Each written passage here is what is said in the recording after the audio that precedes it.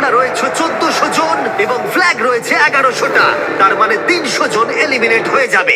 প্রত্যেক রাউন্ডে আমরা আলাদা আলাদা সংখ্যক ফ্ল্যাগ রাখবো, যার যোগফল গিয়ে দাঁড়াবে 1100।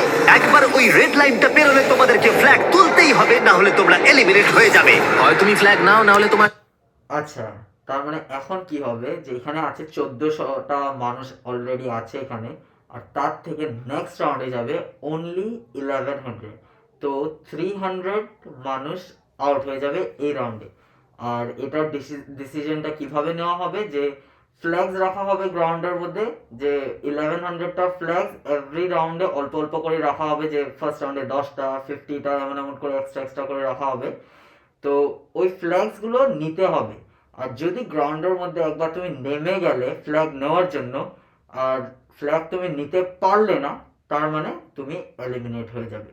তো আমি যেটা ভাবি কি ফার্স্ট রাউন্ডগুলোতেই যারা আসবে নিতে ফ্ল্যাগগুলো, ওদের জন্য প্রফিটেবল হবে, কারণ বহুত মানুষ ওয়েট করবে যে হ্যাঁ এখন না পরে যায়।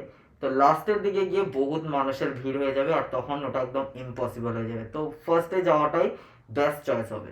দেখি কি হয়। যেতে হবে $5 মিলিয়ন ছাড়াই। যতটা সম্ভব আমি জোরে দৌড়বো, ফ্ল্যাগটা আমাকে নিতেই হবে যত তাড়াতাড়ি সম্ভব। প্রথম রাউন্ডে মাঠে মাত্র 10টা ফ্ল্যাগ রয়েছে, আর তোমরা রয়েছে 10 জনের থেকে অনেক বেশি।